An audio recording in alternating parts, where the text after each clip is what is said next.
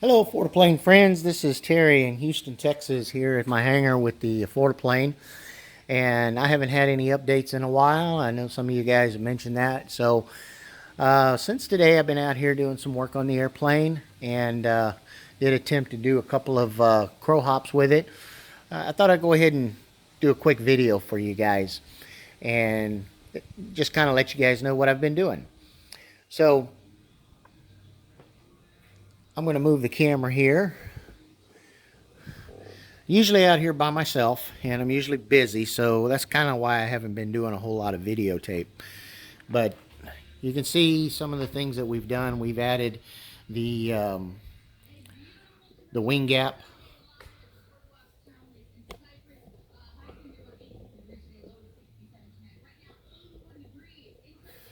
And that's just a piece of aluminum that I actually have Velcroed across the airplane. And you can see we got the new tires installed. Redid the carburetors as I've been having a concern with the low idle. It's been a little rough, and I just went through the whole carb and cleaned out the idle jets, and I put some new gaskets in it. And I think it's doing a little better. There's still a little stumbling going on, but you know, after a pretty intensive conversation with Jimmy McIntosh this morning, he says I can pretty much expect that these little two-stroke engines are going to be a little rough down on the low RPM side, and they smooth out. And mine does. It runs like a soul machine when I get above 3,000 RPM. And so with that, I think I'm going to go ahead and leave them. I've got everything set at factory as far as the air bleed screw. And I double checked all of my parts inside the carburetor, such as my needle jet and my main jet and my idle jet, and all the numbers match what it's supposed to be, so no issues there. But I did go ahead and give them a thorough cleaning, and it was running good today, so I didn't have any complaints. And here's our other tire. I don't know if I'm going to flip you guys upside down so you can kind of get a visual of that. Those are some nice tires. I got those, I think, from Aircraft Spruce as well. I think they were under the home-built aircraft section. I like those a lot better than the wheelbarrow tires. They're definitely a lot stronger. They don't take as much air either. I mean, they can take, 30 psi, but I've only got about 15 in them. And they seem to hold the load a lot better.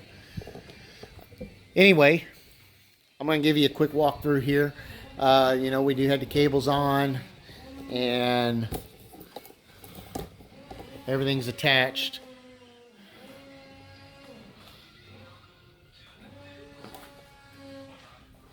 One of the other things that I did, I told you guys I replaced that landing gear axle, and I did that with a piece of 4130 chromoly steel. That's actually two bars sleeved into each other with the axles drilled in there. And I believe I put some pictures of the tail wheel up. And I went ahead and bought a Home Builders leaf spring back there for the tail wheel. That seems to be doing real good. It's a lot springier. And what I like about it is that it comes back. It doesn't, once it bends, it doesn't stay. It doesn't develop the memory like the aluminum did. So here's the back of the wing there where the aileron components come out. And you can see the back side of the aluminum flashing. I haven't built it all the way out. It seems to be doing a fairly decent job like that. But, okay, so some of my concerns. As I've been working on my crow hop ability here to get this thing off the ground and develop a little bit of a relationship with the plane where I can trust the airplane, it does fly. It's been off the ground a few times, although I seem to get a little bit apprehensive once the wheels come off the ground. Imagine that, an airplane with the wheels coming off the ground. That's what it's supposed to do, right, guys? But I still get a little bit of fear when it happens.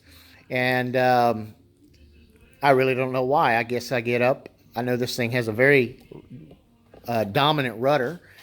And sometimes it seems like it just acts a little squirrely. I haven't had that nice, smooth, easy feeling yet when I get in the air. Um, you know, it feels like it wants to go one way or the other, and it could all be me. I could be just putting too much pressure on the rudder one way or the other. Just maybe I freak out a little bit, but whatever the case is, I haven't had one of those nice, successful hop ups and fly down the runways yet. It's usually a hop up. Oh, wow, I'm in the air, and then okay, let's get back down, and then I end up bouncing it all over the place, left, right. Although I seem to be getting better at these controlled crashes. But I'm going to show you, and bear with me while I go ahead and pull the legs in off of my tripod. Yep, you guys are in a tripod, so that I can get this under the airplane. I was just going to hold the phone, but apparently I keep hitting buttons and I keep pausing the video and shutting it off. So I can't be trusted to hold a telephone and video. So I put it on this thing so I could do that. All right.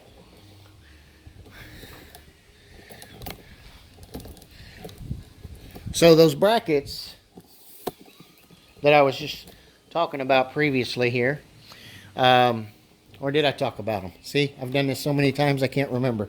So I wanted to show you these brackets. And if I already did this, forgive me, I'll edit it out. But these are the new brackets right here. The U brackets for the 1-inch tubing. And these are the old brackets for the 1-inch tubing. And you can definitely see there's a difference in thickness. These are both stainless steel, although this one looks like it's polished up. Whereas this one is just, well, it's just raw metal, I guess. But these are no longer available. I bought these at Aircraft Spruce. They were like $5.35, I believe. These are like $9.98 through Leading Edge Airfoil. But they were available, so I bought them. And you can see how much thicker they are compared to these. Now, I don't have a problem with them in the air, in the wings. I don't have a problem with them over here holding the rudder, the vertical stabilizer. And I do not seem to have any issues with them over here holding the strut or the forward brace on the landing gear. But where I am having some issue is down here under the airplane. So bear with me, we're going to go under the plane and let's see if I got enough room under here to just set this little tripod up so that you guys don't have to be wiggling around too much. Okay, so here we go. I'm going to put this right here. So this is one of my landing gear brackets, and we got another one, of course, on the other side, right over there. So when I go up and I come down, I know I'm putting a little bit of a side load on the airplane if I don't land just perfectly straight and even. But you see how this is bent, and it's actually deformed the aluminum under here. Now, there's two concerns here. One is, of course, when you put one wheel down on the ground and the other wheel is up in the air, then these cables, they get tight. One will get tight, one will get loose. And it is to stop the sideways, or should I say the sideways force of the landing gear moving left and right. But this is kind of like a little lever here on the bottom of this bolt, and where this cable's connecting. I'm not sure if it's because of too much side load is bending this, or if it's because this cable is pulling on this bracket so hard that it's causing it to bend. So when one wheel touches down hard, it pulls one cable real tight. And like I said, we got a little lever, you know. So from here to here is probably 1 inch, and we've got a little bit of a lever action going on here, so that as you can see, I'm going to pull the airplane one way.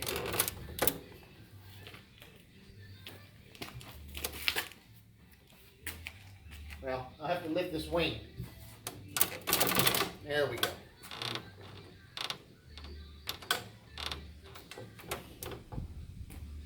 So you can see, as the airplane moves left and right, the cable changes tension. And I imagine with a good enough, thump on the ground, then this cable gets real tight. It pulls on this bracket, which is connected to this bolt, which is connected to this bolt up here, and pulls it that way. And the other one's doing the same thing. So, the result is I'm going to either have to come in here and, I don't know, maybe put a little plate under here to spread the load wider. I don't know. It seems to be a little bit of a design flaw right now. And this is my first ultralight. So I've never flown an ultralight before. I've flown general aviation. Cessna 152 is my primary go-to plane. And it's quite a bit of a difference going from that to this. And as Jimmy so eloquently put it, you don't trust the airplane yet. And yeah, I think there's a lot of that to be true. But I don't know what to expect when this thing gets in the air. And a few times it's been in the air already, it's just pretty much scared the shit out of me. So yeah, there's quite a bit there. And then, when you get scared, you react. And I pull the throttle back and I come down. And if I pull the throttle back and it came down and it just settled to the ground nice and easy and no big deal, probably wouldn't frighten me as much. But what I find happening is as I get up in the air and as I throttle down, of course I bounce left, I bounce right, the airplane's turning left and then it's turning right, and I find myself in a situation where I'm just like, oh God, I hope this damn thing doesn't flip over, or I hope I don't nose it into the ground. But so far that hasn't happened, and I can only hope that I'm just getting better at it. But until then, I got to come in here and I got to fix that again, and we'll have to retension these cables. So that's one of the reasons I have turnbuckles, so that I don't have to keep making new cables. I did notice, look at this little guy right here. It looks like he just slid right off of my tail. Yeah, you can see how far back it slid off. So that cable had quite a bit of tension on it, and it's evident because this is bent. So I don't know if anybody else out there that is flying their Affordaplanes have had, even under normal circumstances, issues with these brackets. It almost, I don't know, it almost seems like if this cable attached up here to this bolt, where you got this long, solid rod supporting, that it wouldn't be pulling on this lever. And I don't know, you guys can tell me what you think. I don't know if it's the side load of this that's pushing that in, or if it's the pressure of landing and stretching this cable that's pulling it. I don't know. I'm at a loss right now. So I think I understand why a lot of people don't even use this landing gear system. I've seen some that put, a different type of a spring landing gear or something on it. And I don't know if I'm going to end up going that route or what. I know that Jimmy has got a lot of hours on his Affordaplane, and I've talked to him pretty extensively, and he has experienced, similar issues with cables and having to constantly tension them. So, I don't know if that's, something that I need to consider, is maybe I just need to get rid of the cable system altogether and go with a different style of a landing gear. But right now, this is unacceptable for me. And every time this happens, it's like the airplane will just rock side to side real easy now. And I either got to tension these up or find another way to keep this thing squared and keep it from moving.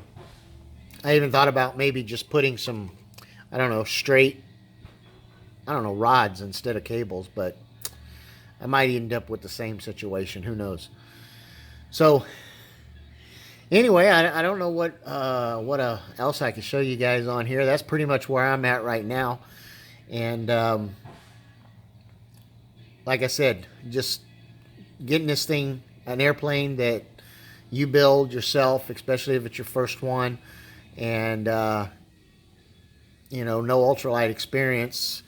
And I know a lot of people, hey, just go find somebody to get ultralight experience with, and it's not always that easy. I can't even get my friends to come out here and kind of supervise me in case I hurt myself. So finding other people that have ultralights, there's nobody out at this field that have one.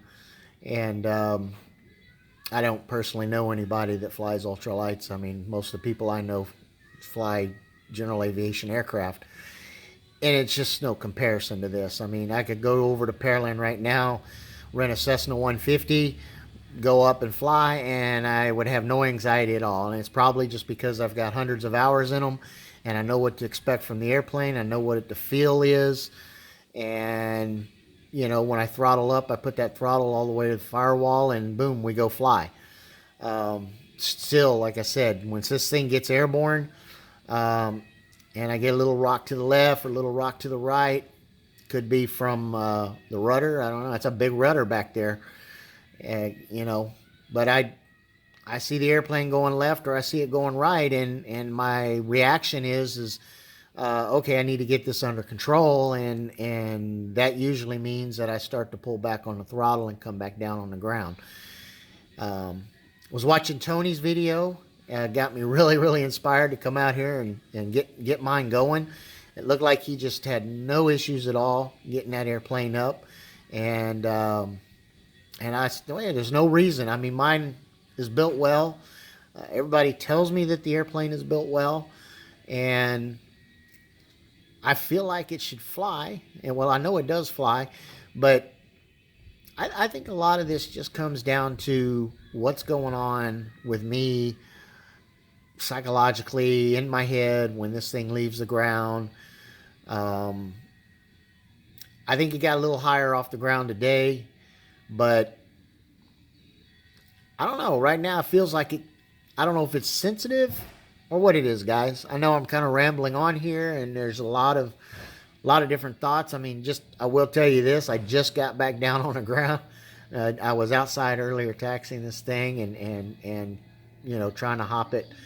And I had like I said, it was a pretty,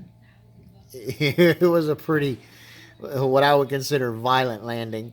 And I wish I had some video of it, but I don't, because it would benefit me to be able to go back and see what did I actually do. I noticed that at one point, I thought I had the throttle back, and it seemed like it just throttled right back up. It seems like it just went full power or almost full power, and I'm holding onto the brakes, trying to keep it under control. But here's something that could be an issue. Ow, that's a prop. So the way I've got my landing gear, not my landing gear, the way I have my throttle mounted, it's, let's see if you can see that. Is it in the frame? Just barely? Now, let's lift it up. Okay. So, you guys should be able to see that. So, I took these angle aluminum and I mounted them to my seat, mainly because the seat moved around a lot and this really stiffened it up. And I thought it's a nice base to mount my throttle lever to. Originally, I tried mounting my throttle lever like up there, or way up there, and didn't particularly like that one. But what happens here, when I sit in this plane and I put weight right here or weight back here, you can see that flexing. And this whole plane likes to twist. The frame on it does twist back and forth. And, I bet that's pulling on the cable. Let's see. I've noticed that when I sit in the seat and I lean left The throttle seems to go down a little bit. It's not a lot. Maybe 100 RPM, 500 RPM.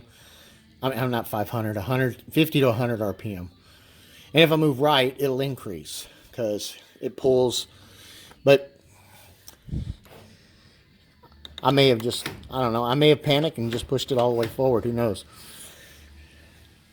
No video, so I can't go back and review it. Anyway, that's another concern. I may have to do something about that. Yeah, I might have to build a bracket from the bottom and just bring it out this way so that it sits secure on the frame. But anyway, that's pretty much where we are.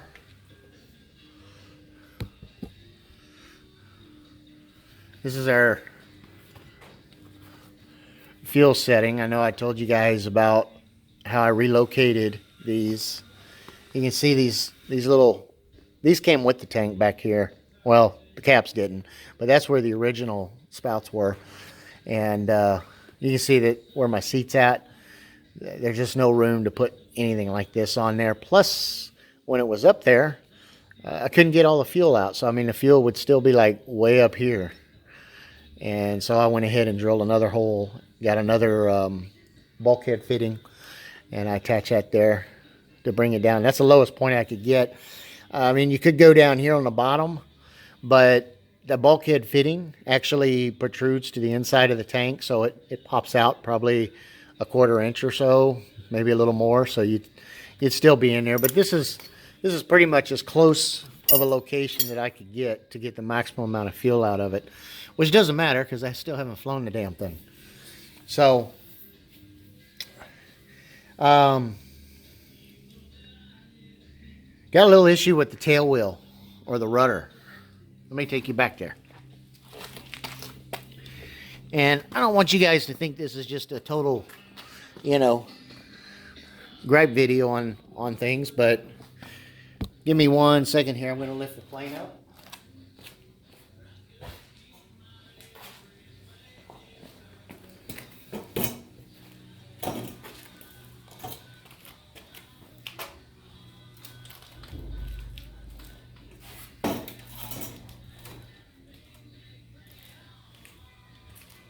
Okay. But basically what's been going on is like I said, I've been going through and trying to find the flaws in the airplane and make sure that I take care of them. Now, you guys all know, you've seen this. This is how our plans show our rudder. Hold on. Let's see if I can tilt that up.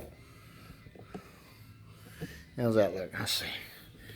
Let's put it over here.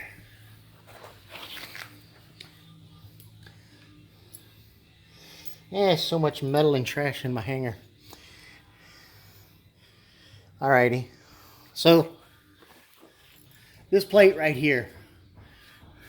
See if I can see that. I can't see my screen. It's blocked by the tripod. Okay. So, just like Robert did, I put a bolt through mine. I wasn't satisfied with just the rivets. And I also added this little piece of angle aluminum to help stiffen the plate up. But what I've noticed is that this thing, you know, it rocks back and forth when you put tension on it. And it doesn't have that nice, you know, rock hard, steady feeling on it that at least I think it should. Now see, I'm just going to turn the wheel or put pressure on the wheel, and you guys see how that rocks back and forth? Well, that concerns me, because anytime you have movement like that, you just know that over time you're just wobbling back and forth, and you're just wallering those little holes out. And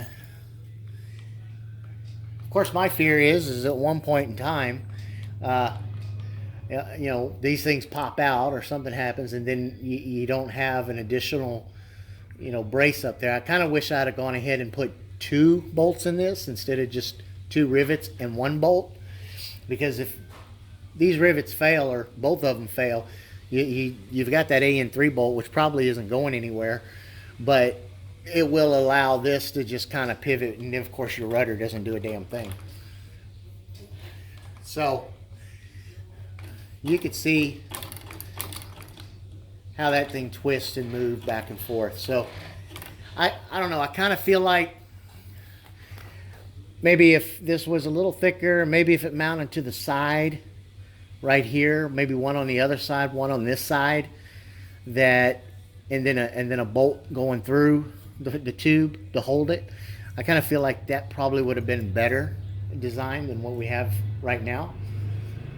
And that may be one of the things I end up changing, because I still feel like sometimes that I have very sloppy control on this tail wheel, even after redoing the chains and everything. But anyway, that's another one of my concerns. Elevator seems to be pretty positive right now. I don't have any squawks about the elevator. Frame seems to be holding together, no issues there. I did put a trim tab on the rudder, and I'll show you that. So one of the things I notice right away when I start applying power, this airplane really wants to go to the right. So I'm on the left rudder to correct it, but I thought the addition of a trim tab here may benefit the torque factor of the motor. And I just have it at an arbitrary setting right there. So like I said, I have not yet gotten the air and be able to know exactly where that needs to be, but it's on there so that when I do get to fly, if this thing keeps wanting to turn to the left, well, then I'll know to reduce it so I can relax it. If it goes to the right, then I'll pull it more this way so it'll give it some more left rudder.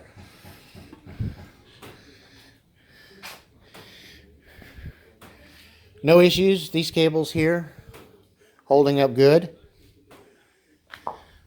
It does not have a lot of throw on the aileron, but I've also been told that this airplane is, again, very rudder dominant. And with that big old tail flipper back there, it moves around. So I don't know, guys. This camera has paused on me probably 3 times. As one guy said, we're better airplane builders than we are cinematographers.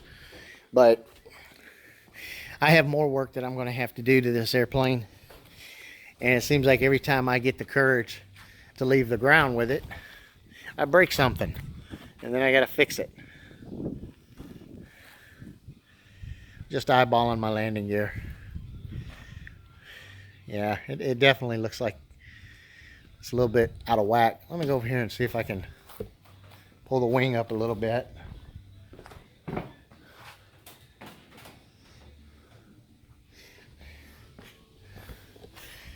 So in case anybody else wants to put these little turnbuckles on, I'll let you know that from the center of the thimble that goes through the turnbuckle to the center of the thimble that goes through the upper bracket, it's about 25 inches. At least it is on my airplane. So you need probably about, I don't know, 30 inches of cable to make those with the turnbuckles. It's a little less than what you need if you don't use a turnbuckle, but fortunately all I have to do now is go in there and tighten them back up. Well, you know, I probably ought to tend to those landing gear brackets. If I straighten those back out, then I won't have to tighten it as much. Like I said, probably a little steel piece of plate or something under there just to spread that load, or maybe move the cable. You guys tell me what you think about that. Dave, if you happen to see this video, Dave Edwards I'm referring to, not Dave Johnson, or is it Dave Johnson? Dave Smith. Dave Smith. Hey, Dave. Yeah, Dave, definitely. Those cable thimbles, don't use the copper. Yeah, they're all made out of copper, but the tin coat is made for stainless steel, and it grips a lot better. As I was trying to explain in that one post, I did attach these cables to the back of my pickup truck, and I jerked on them with my hand in a leather glove. And the copper ones, I was able to break them loose, but these tin coated ones, it took a big heavy chain to break them loose. Kind of whipping it. But okay, so all right, this is going to be a long ass video and a lot of rants, a lot of squawks. So okay, guys, just let me know. This is probably the main thing I'm really concerned with everybody's opinion. Where this cable's attached, if anybody thinks it would be better up here on the landing gear support, or if it actually has to be here. And I don't want to hear any bullshit about what the designer did and all of this, because, Dave did a good job, but he's just like us. He's just a plane enthusiast. So if anybody else has any ideas, I currently can't foresee a problem taking this tang on a little longer cable and putting it on this bolt right here. Can y'all even see that? Probably not.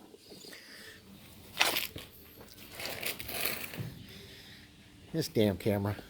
All right.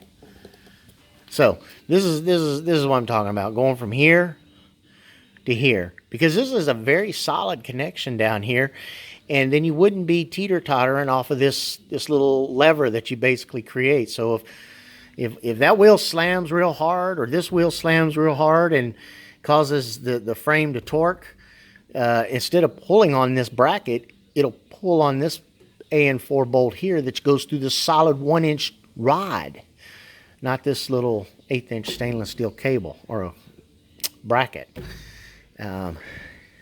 So either that, or like I said, I'm going to end up putting a little steel plate like these things are.